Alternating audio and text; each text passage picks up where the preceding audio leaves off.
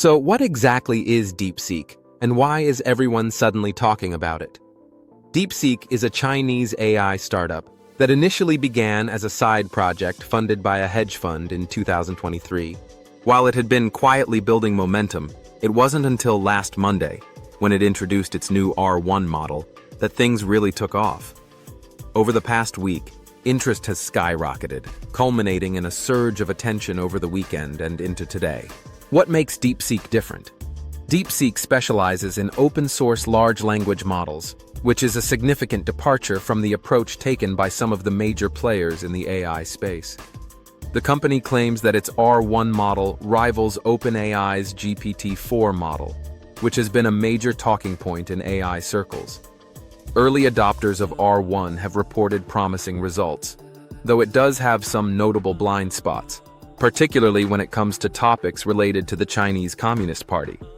Users have noted that the model either refuses to answer certain questions or provides responses that align with state-approved narratives.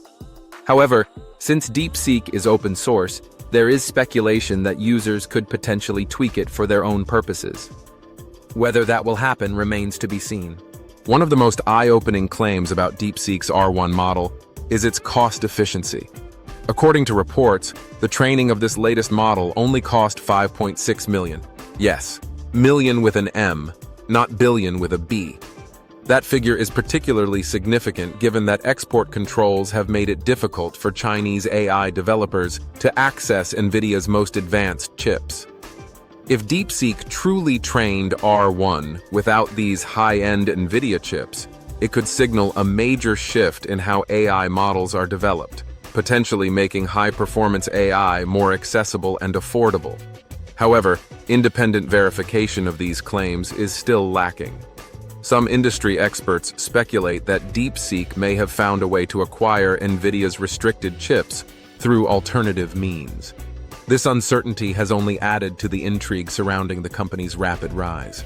Over the past week, DeepSeek's R1 model has seen a massive influx of users. In fact, it skyrocketed to the #1 spot on the App Store. However, the surge in traffic has not been without challenges. DeepSeek experienced outages, which it attributed to large-scale malicious attacks rather than an overwhelming number of users. To maintain stability, the company temporarily restricted new registrations, limiting access to those with a Chinese mobile number. This move was seen as an attempt to manage the flood of interest, particularly from users outside of China. The geopolitical implications. Beyond the technical aspects, there's also a significant geopolitical angle to DeepSeek's rise. The United States has implemented export restrictions on advanced AI chips to China in an effort to curb its technological advancements.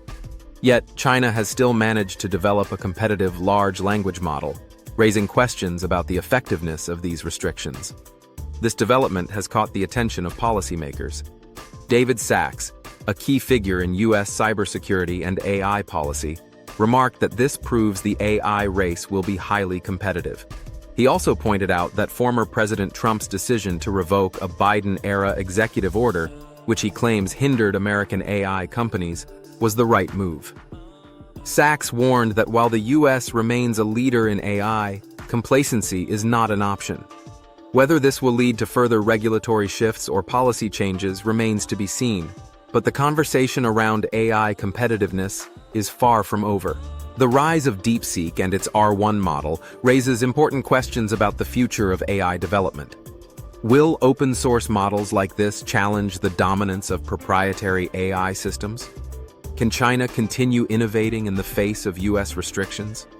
And will the cost efficiency of DeepSeek's approach force larger AI companies to rethink their strategies? One thing is clear: DeepSeek is no longer just a niche project. It has burst onto the global stage, and its impact on AI, both technically and politically, is only beginning to unfold.